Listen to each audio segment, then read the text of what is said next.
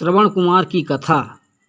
महाराज दशरथ ने बताया, कौशल्य, यह मेरे विवाह से पूर्व की घटना है। एक दिन संध्या के समय अकस्मात मैं धनुष बाण लेकर रथ पर सवार होकर शिकार के लिए निकल पड़ा। जब मैं सरयू के तट से रथ में जा रहा था तो मुझे ऐसा शब्द सुनाई पड़ा मानो वन हाथी गरज रहा हो। उस हाथी को मारने के लिए मैंने तीक्ष्ण शब्द भेदी बाण छोड़ दिया। बाण के लक्ष्य पर लगते ही किसी जल में गिरते हुए मनुष्य के मुख से ये शब्द निकले, आह मैं मरा, मुझ निरपराध को किसने मारा। हे पिता, हे माता, अब मेरी मृत्यु के पश्चात तुम लोगों की भी मृत्यु जल के बिना प्यासे ही तड़प तड़प कर हो जाएगी। ना जाने किस पापी ने बाण मारकर मेरी और मेरे माता पिता की हत्या कर डाली। इससे मुझे ज्ञात हुआ कि हाथी की गरज सुनना मेरा भ्रम था। वास्तव में वह शब्द जल में डूबते हुए घड़े का था। उन वचनों को सुनकर मेरे हाथ कांपने लगे और मेरे हाथों से धनुष भूमि पर गिर गया। दौड़ता हुआ मैं वहां पर पहुंचा जहां पर वह मनुष्य था। मैंने देखा कि एक वनवासी युवक रक्त रंजित पड़ा है और पास ही एक औंधा घड़ा जल में पड़ा है।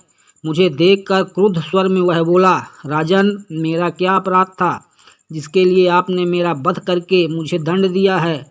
क्या यही मेरा अपराध है कि मैं अपने प्यासे वृद्ध माता पिता के लिए जल लेने आया था?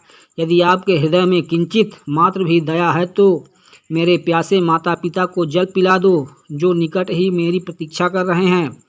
किंतु पहले इस बाण को मेरे कलेजे से निकालो, जिसकी पीड़ा से मैं तड़प रहा हूँ। यद्यपि मैं वनवासी हूँ किंतु फिर भी ब्राह्मण नहीं हूँ। मेरे पिता वैश्य और मेरी माता शूद्र हैं, इसलिए मेरी मृत्यु से तुम्हें ब्रह्म हत्या का पाप नहीं लगेगा। मेरे द्वारा उसके हृदय से बाण खींचते ही उसके प्राण त्याग दिए। अपने इस कृत्य से मेरा हृदय पश्चाताप से भर उठा। घड़े में जल भरकर मैं उसके माता पिता के पास पहुंचा। मैंने देखा वे दोनों अत्यंत दुर्बल और नेत्रहीन थे। उनकी दशा देखकर मेरा हृदय और भी विदीर्ण हो गया। मेरी आहट पाते ही वे बोले, बेटा श्रवण, इतनी देर कहाँ लगाई? पहले अपनी माता को पानी पिला दो, क्योंकि वह प्यास से अत्यंत व्याकुल हो रही हैं।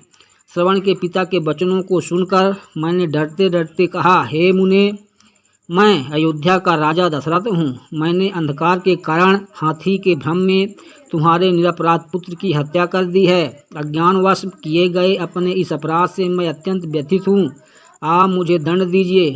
पुत्र की मृत्यु का समाचार सुनकर दोनों विलाप करते हुए कहने लगे, मन तो करता है कि मैं अभी श्राप देकर तुम्हें भस्म कर दूं और तुम्हारे सिर के 7 टुकड़े कर दूं, किंतु तुमने स्वयं आकर अपना अपराध स्वीकार किया है, अतः मैं ऐसा नहीं करूंगा। अब तुम हमें हमारे श्रवण के पास ले चलो। श्रवण के पास पहुंचने पर वे उसके मृत शरीर को हाथ से टटोलते हुए हृदय विदारक विलाप करने लगे।